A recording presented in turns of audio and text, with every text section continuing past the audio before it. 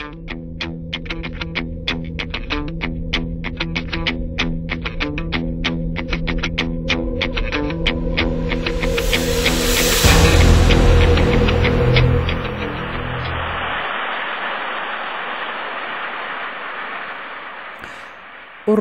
ardayda Soomaaliyeed ee UK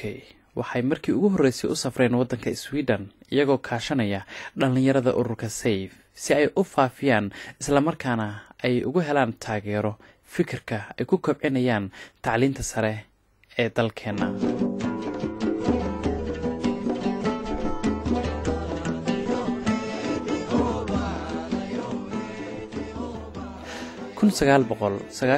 dii markii ay burburtay dawladdii dhexe ee Soomaaliya waxaa sidoo kale burburay gabi ahaanba goobihii waxbarashada.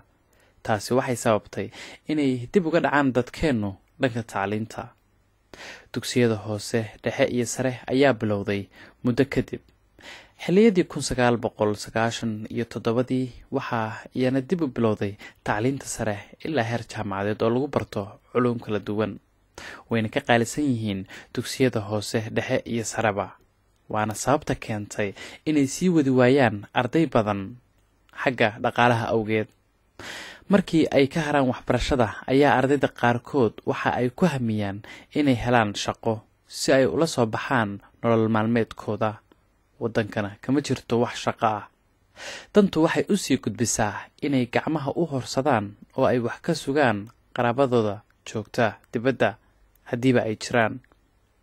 qaarkood waa ay tahriibaan oo dhibaato fara badan ayay kala kulmaan tahriibta. qaarna hay-adaha khayriga ayay gacmaha u horsadaan oo xeryo qaxooti ayay ku xareysan yihiin. haddii waxbarashada taalla dalkeenna ay fursad u heli lahaayeen dhalinyaradaasi, waxa ay noqon lahaayeen kuwo waxtara naftooda, dadkooda iyo dalkoodaba. ururka ardayda Soomaaliyeed ee USS waxa ay u istaageen inay taageero tacliimeed gaarsiiyaan ardayda walaalahooda ee ku sugan dalkii hooyo oo ay ka caawiyaan xagga dhaqaalaha.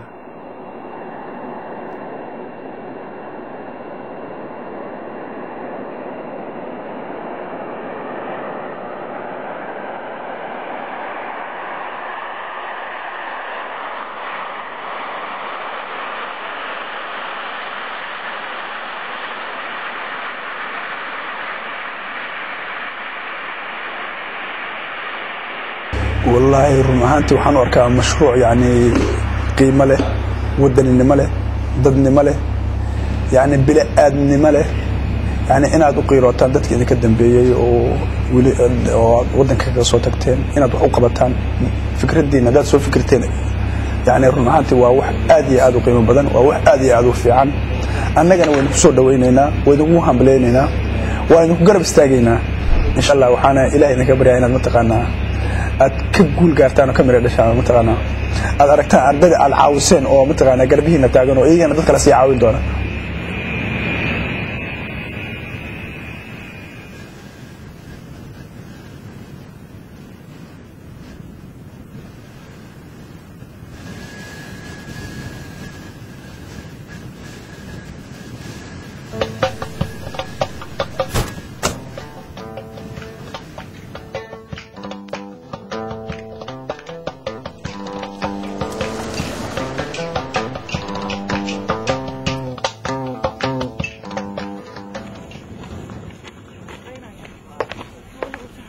وساقنا وصاص صفرك دب بدن يلعق بدن ما يكسبح ساعات بدن ما يكبح تيارات بنصاف ولا دل أن كرنين أو لقديس كرنين من يميت أو قباو أو برف كيس كل دعدعة وحى عودل ما حيجو كلفة وحيجو كلفة إن ولا عليه الصوماليات قدلك هو يتشوجا إن كعاوي كم حمي وكم فرح سناي إلى وايو دبتن إمك أنا وصامر يو إن إياك كعاوين كل أجي الدنيا ذا همويني ذا بالمالو هجم ياي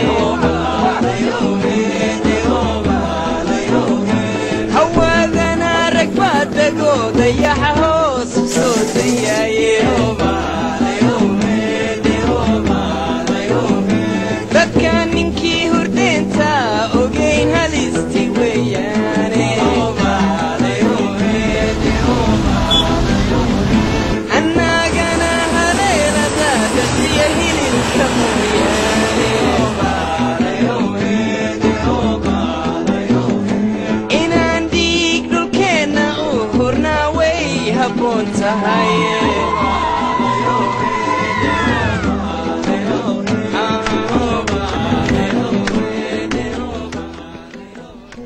maskaxdeeda hadda waxa ugu jirto I have a picture ahaysta suura haysta oo aan waxa u maleekisto horeeya maskaxdeeda oo jeeda ID-ga oo hadda project kaanita hadda emission geedoto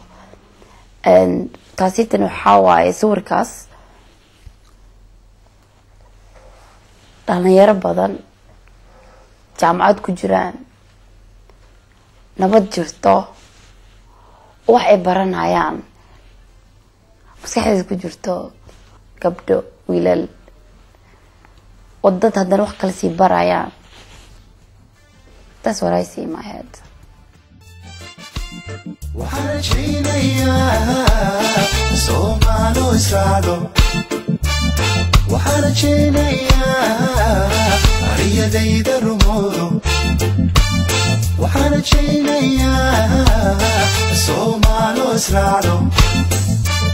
وحنا جينا يا ريدي درمودو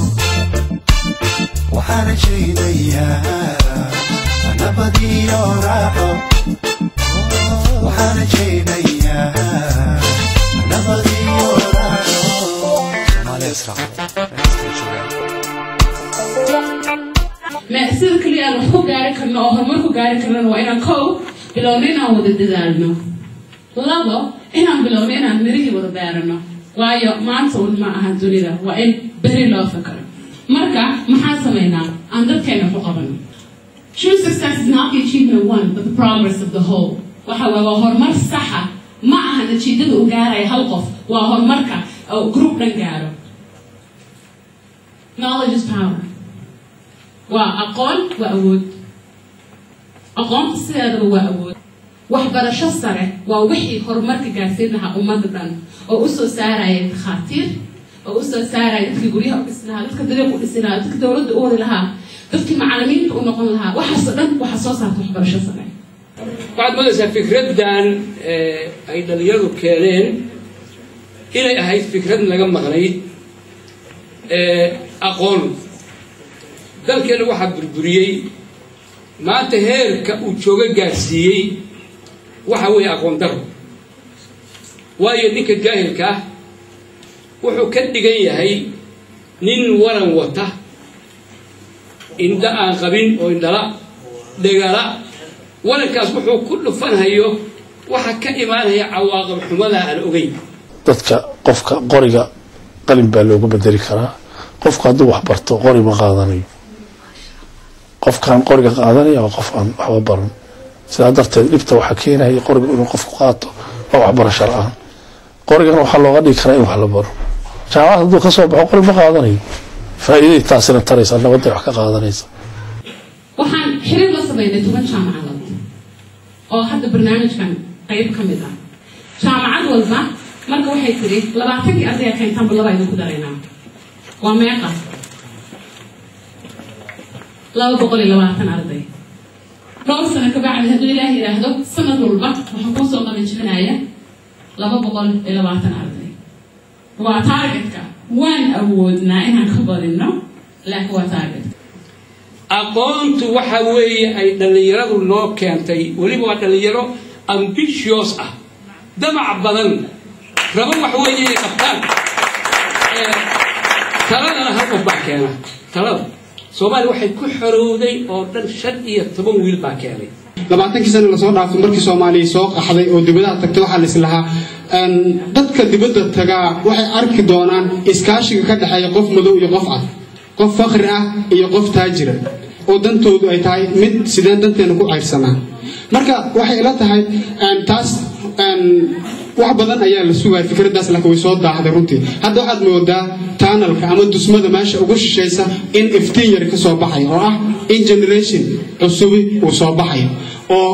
waxa ay ka murgaan ama ay ka fikiraan ay tahay danta Soomaaliyeed sidee Soomaali dhibka looga saaraa sidee isugu nimaadaa waraabo dagow teerin jarta ka dhidheelasan dhahnaa burwa haduu duqoobo ari jirka ku ciyaaro isaga dheeri la wuxuu yahay mala waxa ma tari karo marka annaga Ilaahay saas naga ma dhigo Allah naga soo leexiyo waa ku siganay waana ku soconay qarkan u saarnayn ubaxan soo kacay ubaxan dhihi kara aniga ubaxan soo kacay himilada fiican la soo kacay waxaan leeyahay hortiin iyo hareertiinaba wax fiican allaha dhigo aragtida aad keenteen oo fiican oo aan jiranayn oo fiyow ilaahay ha idin siyaadiyo insha Allah meel kastoon joogno quraankan idin soo akhrinaynaa inuu ilaahay idin samata bixiyo dad baad samata bixinaysaan inuu ilaahay idin samata bixiyo aqoonta dadkeedii waa koraye waxaa kaman nuura jaahil aqoonta dadkeedii waa koraye waxaa kaman nuura jaahil aqoonta dadkeedii waa koraye waxaa kaman nuura qof kasta wuxuu jecel yahay inaan guulaysano qof kasta oo Soomaaliyeed wuxuu jecel yahay in horumar uu gaaro dalkiisa waa la gaari karaa laakiin waa goorma waa markii qof kasta oo horumarka jecel uu ka qayb qaato oo wax uu qabto markii uu qof walba waajib iska saaro waa la hagaajin karaa waxna waa la qaban karaa balse haddii aad fariisataan oo tiraahdaan hala wado wax wanaagsan hala sameeyo yaa sameynaya dharka kana cadayste jidka dhinac maraaye dhibka diidaya iyo kan dhamaade dhagaxaysa saare dhoobada qasa hadday wada dhasheen laalalala waxa uu dhaxeeya ninkii dhagalahow maqal ninkii dhaayaloo waraag waan dhowrayaa oo waan dhisayaa war waan dhowrayaa oo waan dhisayaa dhanka aan hayee Soomaalidu dhammaan dadti waxay rabtaa wuu dhimanayaa Soomaalidu dhammaan dadti waxay rabtaa wuu dhimanayaa war wuu dhimanayaa nacabkay dhacaaye dhiiga iga jaqahaye ruuxa iga shukaa dhaldhalaalka beentiyo dhuuni uu isiiyey inaan dhadhansadaa war way dhaga xumee nacabkay dhacaaye dhiiga iga jaqahaye ruuxa iga shubaa dhaldhalaalka beentiyo dhuuni uu isiiyey inaan dhadhansadaa war way dhaga xumee safarkayga maxaa kasoo bilaabay magaalada la dhaho Southampton wax yar u jirta London markaas London imaade markaas walaalahayga oo kamid ah USS UK Somali student ba soo raacay diyaarad ba soo qaadanay Göteborg ba imaanay oo ku taal Sweden waxa uu imaanay maxay ahayd inaan ka qabano shir oo ku saabsan sponsorship program la dhaho safar dheer aan soo galnay safarkaas oo alxamdulillah ilaa naga keenay Stockholm qaarna ka keenay UK qaarna sida anoo kale ilaa Romania ka keenay alxamdulillah tan aan u soconana maanta waxa waa wixii nafteen anaga aan la jecelnahay in ummadda iyo walaalaheena aan la jeclaano marka safarkaas hadda ku jirnaa hadda waxaan ka soconaa Gothenburg waa magaalada caasimadda labaad Sweden waxaan u soconaa magaalada Stockholm meeshaas waxaan ku qabanaynaa shir oo u eg kiya ka qabanay Göteborg oo aan ku taageerno dadka walaalaheen iyo oo Soomaaliya joogo oo hadda rabo inay jaamacadaha dhigtoon oo aysan duruufta u keentay inaysan awoodin inay iskool dhigtoon horta nasiib daro dhalinyarada dhulka Soomaaliya joogto nasiib daro ku dhacday oo wadankii oo burburay wadankii waxba haysan wadankii oo jaamacada yar ka furan ama waxbarasho yar ka furan inay ku soo aadaan marka annagana waxaan dhihi lahayn waxaan ku dadaalaynaa insha Allah fursad inaan siino fursadaas oo kamid ah wixii annaga aan u dhisi karno ama aan ka caawin karno wixii annaga aan u roonahay dhinac kasta ba ahaato inaan ku caawino kaliya markaan iska kaashano kulligeen dhammaanteena wax walba waan samayn karnaa ayagana waan soo jiidanayna insha Allah walaalaheenan kale oo qurbadan ku nool kulli wax walba waan samayn karnaa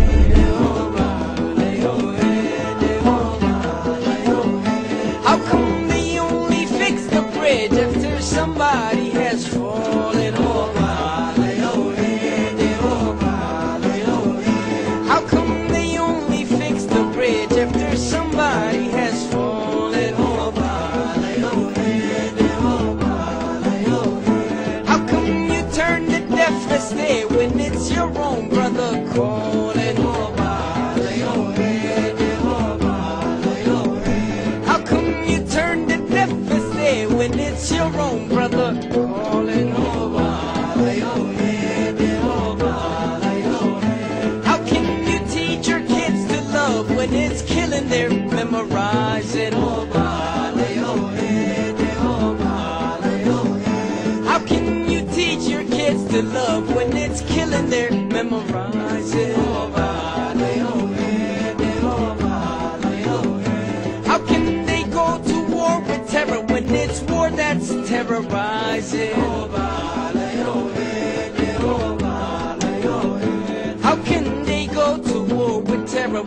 It's war that's terrorizing. Oh, body, oh, head, oh, body, oh, head, oh, body, oh, head, oh, body, oh, head, oh, body, oh, head, oh, body, oh, head, oh, body, oh, head, oh, body, oh, head, oh, body, oh, head, oh,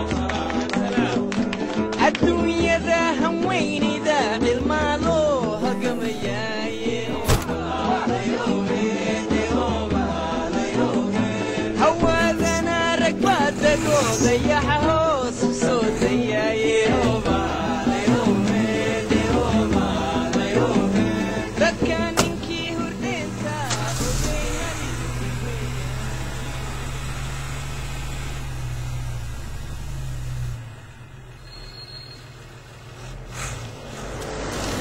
Soomaaliya ma ilaabin mana ilaabi doono because mar walba hurdada ka soo kacday midabkaada fiirso iyo luqadaada kaliya dareenkeeda fiirso dhadhankeeda soo xasuusanay Soomaaliya marka insha Allah rajadey maxay tahay in Soomaaliya ma taqaan walaalahay anoo maalin gacmaha haysto wax la barana oo la baashaalayo inuu Ilaahay nagu celiyo darteed waa inuu fikirnaa sidii dad oo dal ah inuu fikirno waa laakiin qof kale hada fikirno waligaan wax oo xal ma heli doono dhibaatada allo meel walba aan tagno markaan dadka la hadlayno hawshan u sheegno waxa ugu horeeya oo ay sameynayaan wax xasuus qof walba galaya dadka waaweyn oo jooga waxay ka hadlayaan maxay ahayd dhulka soo ahaan jiray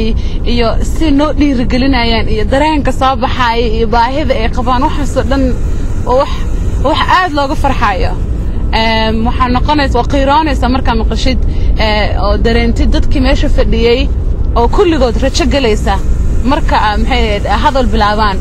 qof kasto ahadlana waxa warajada xamuud inay sii badanayso iyaga isku sii dhalinay xitaa marka wax aad u qiiro leh intaas xoog ana la soo galiyay intaas waqti ana la soo galiyay annaga hadda soo kacnay annaga yaa u joogna waxa way dhulkiina dad badan u soo kacay dadkaas hadda waxa la siinayaa jaaniskii ay hawshooda ku qabsan lahaayeen awal waxaan bootaynaba dhahno alla Soomaaliya ama dhulka hooyo qofkana haleeyay inta dhihi lahayn hadda waxa way annaga gacanta noogu jirtaa wax ma ka qabanaa wax ma ka bedelnaa waqtigeena way qof maxay hor istaagana ma jiro inaan maxay ahayd meel ka qaylina ma ka cabaana ma ka dhibtano lama baahna hooyooyinkan intaasna soo leekeysiyeen shalaxda ka hadlayna inta dhib soo mareen annaga ma mari kar lahayn hadda waxa waa it's make or break ama haddaan kacayna oo waxay nalaga rabay qabsanayna ama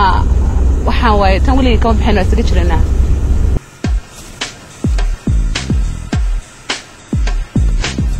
hadafka USS ay hiigsanayaan waa in sanad walba ay gacan qabtaan 220 arday oo ay ka bixiyaan lacagta waxbarashada jaamacadda laga bilaabo bisha 9aad ee sanada 2011 jaamacadahaas oo ka kooban 10 waxa ay kala yihiin jaamacadda Camuud jaamacadda Hargeysa jaamacadda Sanaag jaamacadda Nugaal jaamacadda Galkaayo jaamacadda East Africa jaamacadda Puntland State jaamacadda Banaadir jaamacadda Muqdisho iyo jaamacadda Kismaayo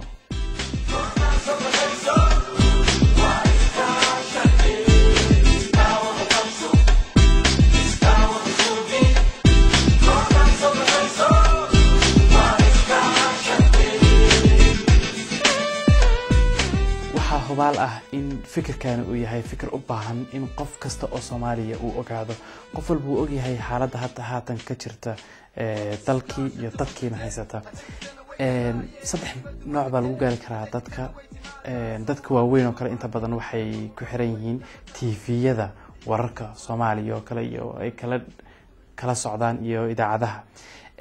dhalinyaradu waxay u badan tahay Facebook iyo way u badan yihiin dadka qaar waxay ku xiran yihiin website-yada oo halkaas ay wararka kala socdaan marka waxyaabaha la qaban karo waxa kamid ah qofkiiba aan wax kala sii sameyn karin message-kan inuu gudbiyo kii radio haysta ama access u leh inuu radiogi ka gudbiyo warka, kii TV isticmaali kara TV inuu geeyo, kii Facebook isticmaala Facebook uu ugu sheego asxaabtiisa fikirkan iyo in loo baahan yahay in wax la wada qabto. gacmooda jir bay wax ku gooyaan. hala dhaqaaqo waxuuna hala qabto.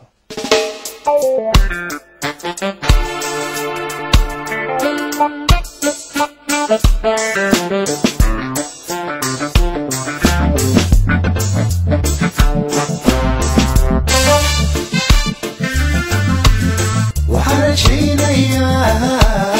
Soomaalo israacdo, waxaan rajaynayaa ariyadayda rumoodo, waxaan rajaynayaa Soomaalo israacdo, waxaan rajaynayaa ariyadayda rumoodo, waxaan rajaynayaa